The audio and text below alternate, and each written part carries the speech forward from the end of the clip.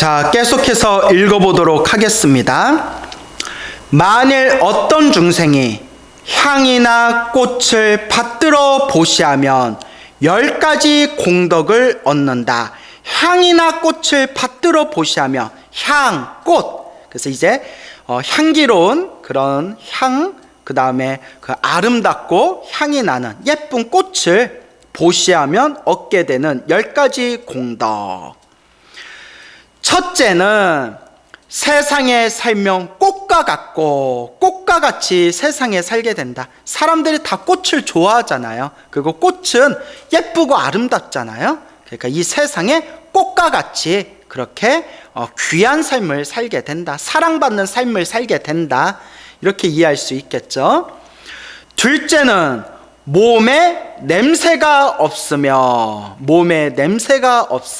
그래서 항상 몸에서 꽃향기가 난다. 몸에서 향기로운 냄새가 난다.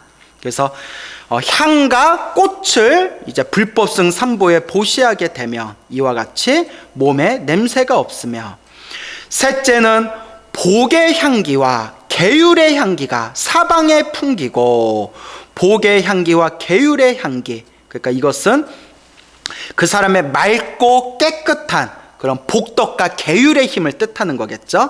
그 사람이 타고난 복덕의 향기, 그 사람의 맑고 깨끗한 계율의 향기가 널리 사방의 중생들에게 퍼지게 된다.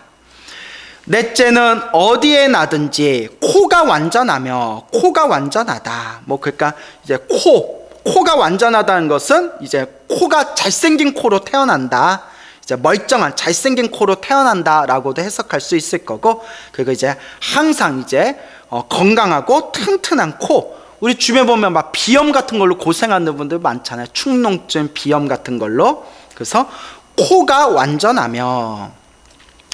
다섯째는 세상에서 뛰어나 사람들이 우러러보고, 그렇죠? 꽃과 같은 존재가 되니까 꽃과 같은 존재의 아름다운 복의 향기와 계율의 향기를 사방에 널리 이제 퍼뜨리게 되니까 세상에서 뛰어난 존재가 되어 사람들이 우러러보게 되고, 여섯째는 몸이 항상 향기롭고 깨끗하며, 불법승 상보의 향을 보시하고 그 다음에 이제 꽃을 보시한 공덕으로 몸이 항상 향기롭고 깨끗하며, 일곱째는 바른 법을 즐겨하고 받들어 지녀 읽고 외우고 바른 법을 즐겨한다. 그러니까 올바른 법, 좋은 법을 만나게 되고 그 좋은 법을 받들어 마음에 되새기고 그런 공부하는 그런 정법을 만나서 정법, 바른 법을 닦을 수 있는 그런 좋은 공덕을 얻게 된다.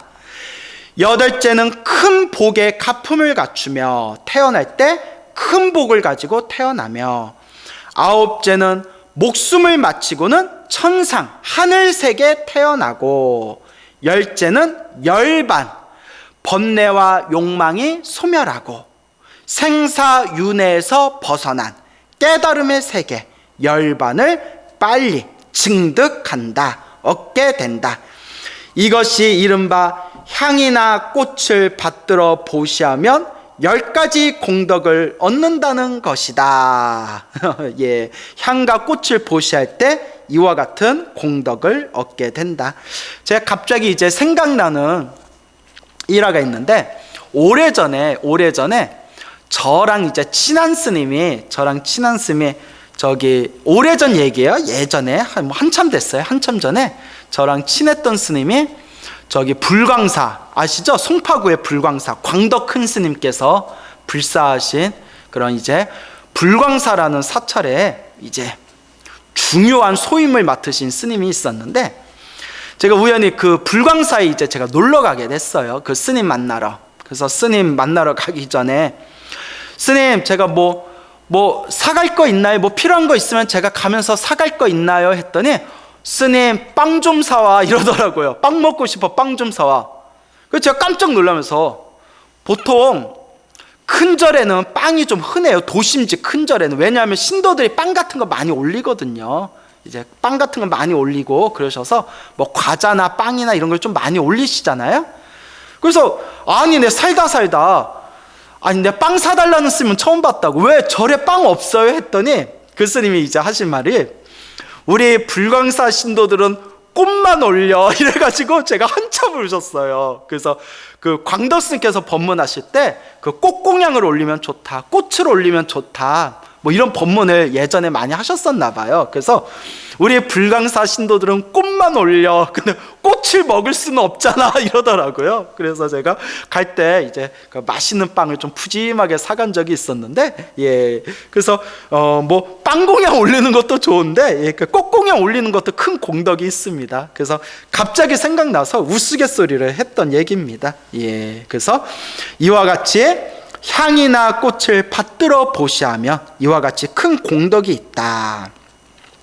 이제 여러분들 눈치채셨겠지만, 앞에서 옷을 보시하는 공덕, 뭐 음식을 보시하는 공덕, 종이나 요령을 보시하는 공덕, 뭐 번이나 깃발을 보시하는 공덕 등등 계속 나오지 않습니까?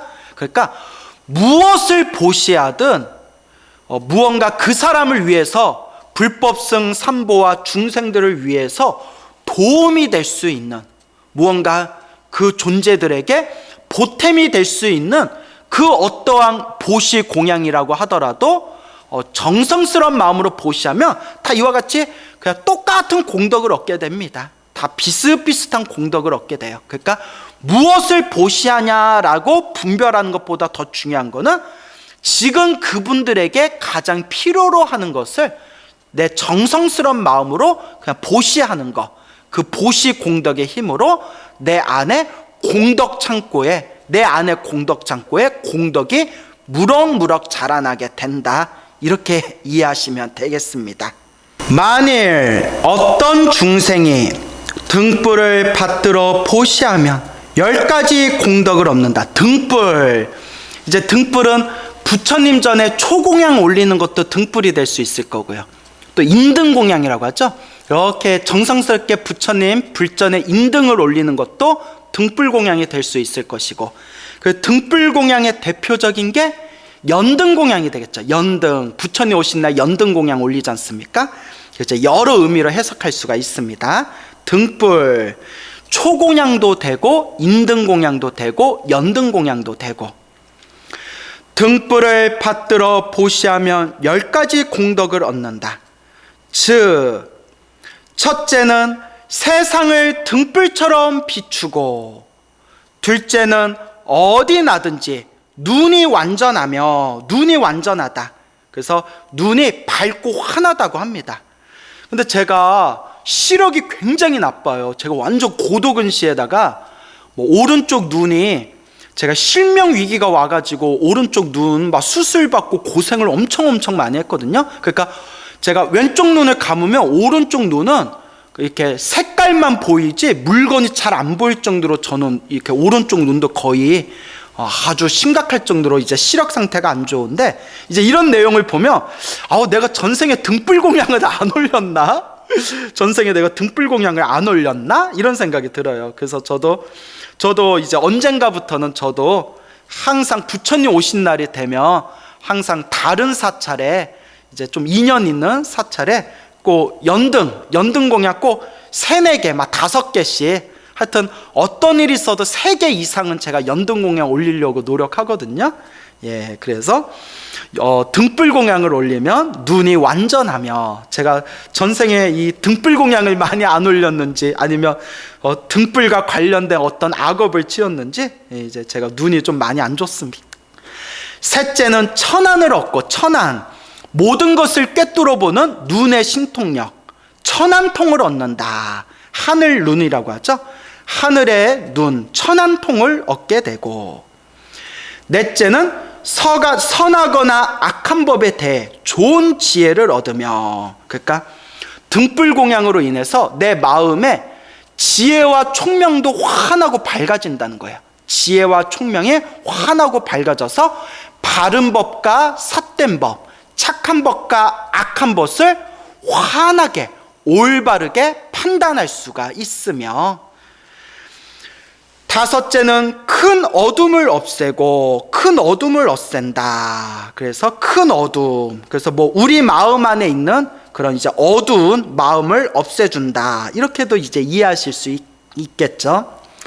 여섯째는 밝은 지혜를 얻으며 밝은 지혜를 얻게 된다. 일곱째는 세상에 흘러다니되, 그러니까 세상을 살아가되, 세상에서 살아가되 언제나 어두운 곳에서는 살지 않고, 그러니까 항상 밝고 긍정적인 곳에서 살아간다. 환하고 밝게 살아간다. 이렇게 이제 이해하시면 되겠죠. 환하고 밝게 그런 좋은 환경 속에서 살아가고, 여덟째는 큰 복의 가품을 갖추며 태어날 때 이제 큰 복을 가지고 태어난다는 뜻입니다. 아홉째는 목숨을 마치고는 천상에 나고, 천상 하늘색에 태어나고, 열째는 열반을 빨리 증득한다. 번뇌와 욕망이 소멸한 생사윤회에서 벗어난 깨달음의 세계, 열반을 빨리 증득한다. 이것이 이른바 등불을 받들어 보시하면 10가지 공덕을 얻는다는 것이니라. 그러니까 무엇을 보시하든 정성스러운 마음으로 불법승 삼보에 보시하고, 내 주변에 있는 이웃들, 힘들고 괴롭고 어려운 이웃들을 위해서 그렇게 후원하고 기부하고 보시하면 이와 같이 크나큰 공덕을 얻게 될 것이다 라는, 지금까지 보시공덕에 대한 그런 사례들, 보시공덕에 대한 이야기들을 우리가 한번 살펴봤습니다. 자, 이 모든 것은 다 부처님 경전에 나오는 내용입니다. 만일 어떤 중생이 공경하고 합장하면 10가지 공덕을 얻는다. 어떤 중생이 불법승 삼보, 부처님 가르침, 그리고 거룩한 수행자분들을 위해서 공경하는 마음으로 합장하는 것만으로도 크나큰 10가지 공덕을 얻게 된다. 자, 한번 살펴볼까요? 첫째는 훌륭한 복의 가품을 얻고, 그러니까 태어날 때부터 훌륭한 복을, 뛰어난 좋은 복을 가지고 태어난다. 그러니까 공경하는 마음으로, 불법승을 향해서 존경하는 마음으로 합장하는 것 자체가 큰 복이 쌓인다는 겁니다. 둘째는 높은 종족으로 태어나며, 높은 종족, 그러니까 귀한 가문, 좋은 가문, 그런 훌륭한 가문에 태어나며, 이제 부처님 당시에는 이제 신분 계급 제도였지 않습니까? 그런 신분 제도가 있었던 시대이기 때문에 부처님께서 그렇게 좋은 집안, 좋은 가문, 그런 훌륭한 종족으로 태어나게 된다라고 표현하신 겁니다.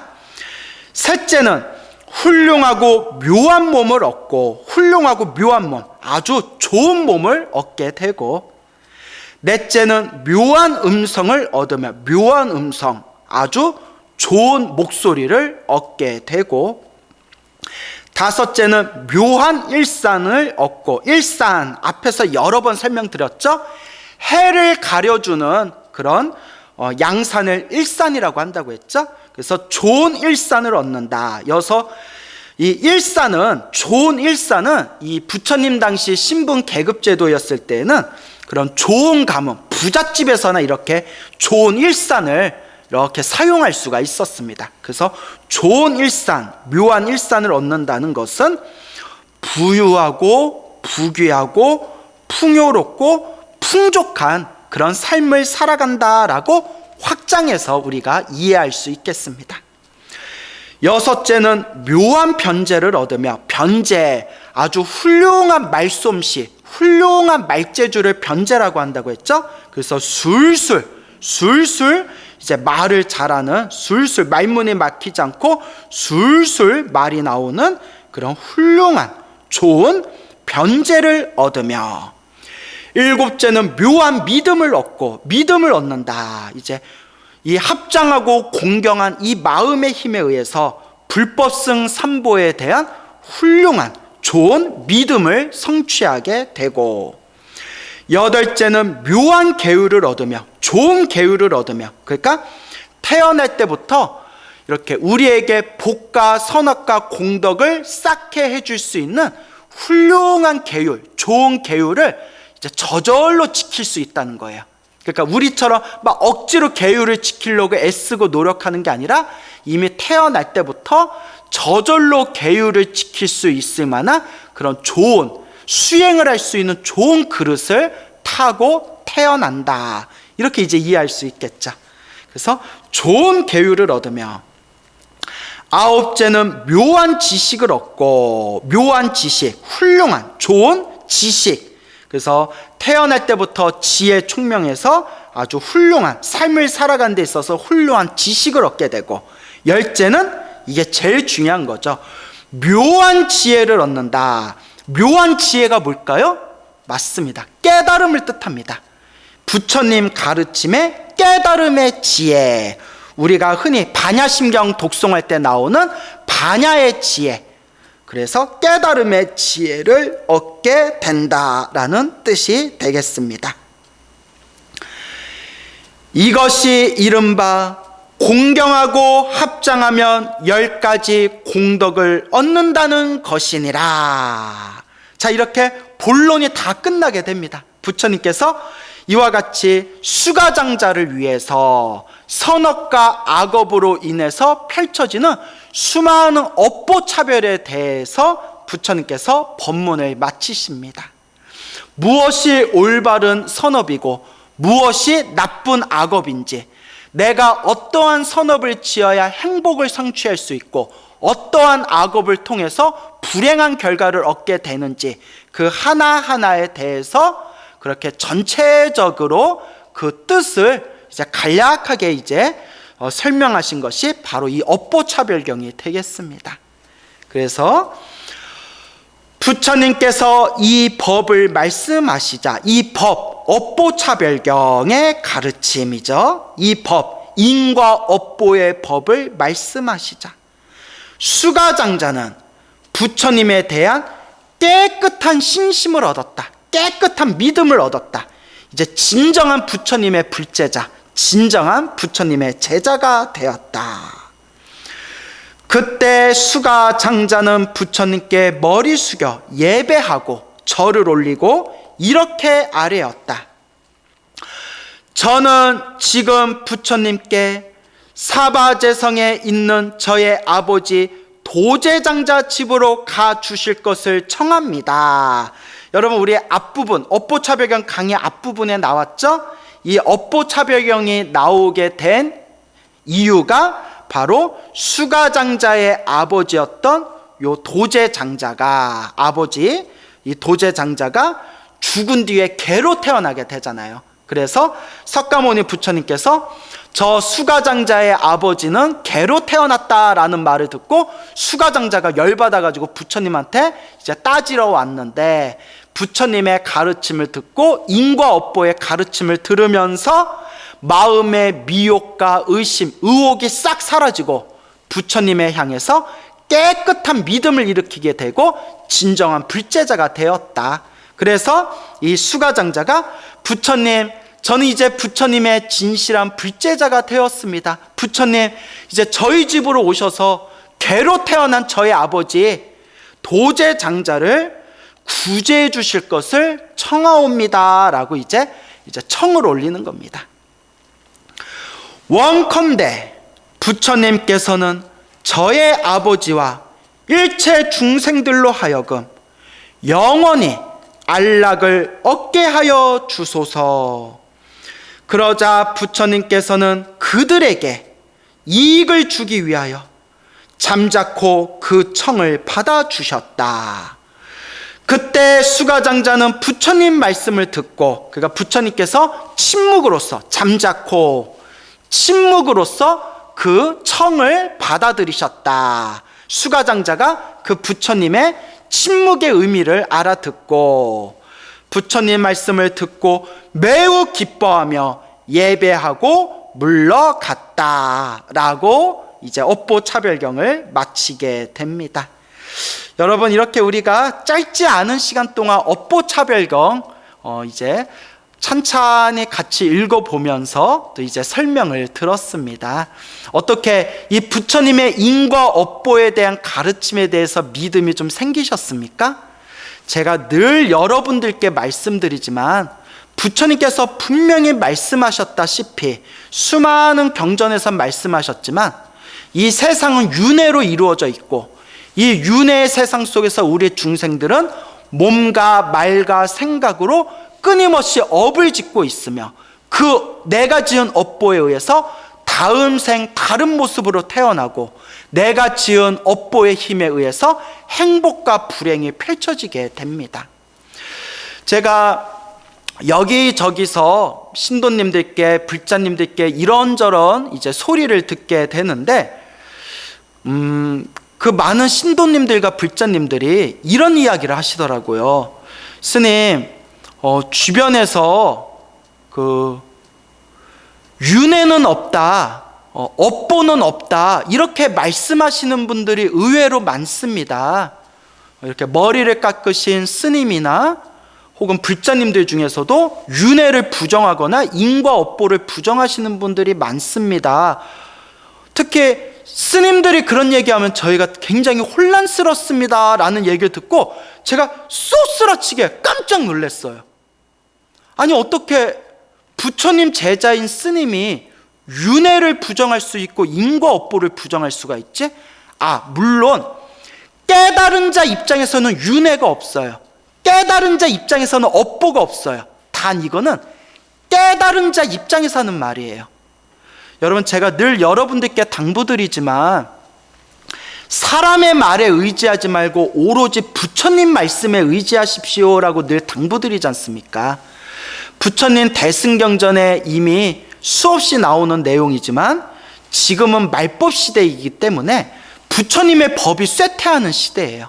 그래서 부처님께서 이미 예언하셨지만 이 말법 시대가 되면 부처님의 가르침을 부정하는 그런 존재들이 굉장히 많이 출현하게 된답니다. 그런데 부처님 경전에 보면 팔만대장경에 초기 경전에서 대승경전에 이르기까지 경전과 부처님의 계율에 대해서 설에 넣고 있는 율장과 그리고 부처님의 경전과 율장을 해석하고 있는 논장에 이르기까지 경율론 3장 팔만대장경에 한결같이 부처님께서 윤회에 대해서 항상 말씀을 하고 계십니다. 윤회에 대해서 이야기하셨고 항상 이 인과 업보에 대해서 부처님께서 간곡하게 이야기하시면서 심지어 석가모니 부처님 과거 전생 500생 동안 부처님께서 겪으셨던 석가모니 부처님 전생 이야기까지 경전에 다 이렇게 서술되어 있습니다. 우리 한국의 불자들이 제일 좋아하는 금강경에도 윤회 이야기가 나오고 법화경에도 윤회 이야기가 나오고 수많은 초기 경전에서 대승경전까지 윤회와 인과 업보에 대한 가르침이 항상 부처님께서 간곡하게 설하고 계십니다. 그런데 윤회가 없고 인과 업보가 없다고 한다면 도대체 우리는 무엇을 믿고 무엇을 의지해야 되겠습니까? 다시 말씀드리지만 제 말도 믿지 마시고 다른 사람 말도 믿지 마십시오. 오직 부처님 경전, 부처님 말씀을 믿으시기 바랍니다. 그래서 저는 물론 제가 한 말이 다 옳은 얘기는 아니고 저도 너무나 부족한 것이 많기 때문에 여러분들 앞에서 이렇게 제가 입을 열어서 이렇게 설법을 한다는 것 자체가 굉장히 부끄러울 때가 많습니다. 하지만 제가 부처님께 받은 은혜를 조금이라도 갚기 위해서 부처님의 은혜를 갚는 가장 좋은 방법, 부처님의 은혜를 갚는 가장 최고의 방법이 무엇인가라고 부처님의 말씀, 경전에서 살펴봤을 때 법공양, 부처님의 법을 중생들에게 널리 공양하는 법공양이야말로 가장 부처님 은혜를 갚는 최고의 방법이다라는 것을 경전에서 이제 제가 보게 되었습니다. 그래서 내가 이번 생에 조금이라도 부처님 은혜를 갚으려면 부처님 법을 내가 조금이라도 내 노력과 조금이라도 더 사람들에게 전해야 되겠다라는 그런 어떤 의무감이 생기게 되더라고요. 그러면서 제가 마음에 항상 되새기는 게 최대한 내 생각은 집어넣지 말고 그러니까 내 생각이 안 들어갈 수는 없어요, 여러분. 제가 이렇게 말하다 보면 결국 저도 제 생각이 들어가거든요. 하지만 최대한 내 생각을 집어넣지 말고 최대한 부처님 말씀을 있는 그대로 최대한 쉽게 사람들에게, 불자들에게 전달하자. 그것이 제가 또 이번 생에 저의 원력입니다. 그래서 우리가 업보차별경에 나와 있는 이 내용 하나하나를 우리가 완벽하게 실천할 수는 없지만, 단 이 업보차별경과 같은 부처님의 인과 업보에 대한 가르침을 뼈마디에 항상 되새기고 되새기면서 내가 과거 전생에 지었던 악업과 죄업과 업장과 업보가 있다면 이번 생에 간절히 내 업장을 소멸하고, 또한 이번 생에 내가 복과 선업과 공덕을 닦는 마음으로 꾸준하게 수행하고 전진해야 된다. 이것을 꼭 명심하시길 바랍니다. 그래서 복덕과 지혜를 완벽하게 갖추셔서 우리 다 함께 저 과거에 모든 부처님들이 이루셨던 안욕따라 삼맥 삼보리, 무상정득 정각, 위없는 최상의 깨달음을 얻는 그날까지 우리 다 함께 수행 정진하면서 지혜와 복덕을 쌓으면서 공덕을 닦는 그런 불자의 삶을 살 수 있도록 그렇게 한 걸음 한 걸음 걸어 나아가시기 바랍니다. 여러분 성불하십시오.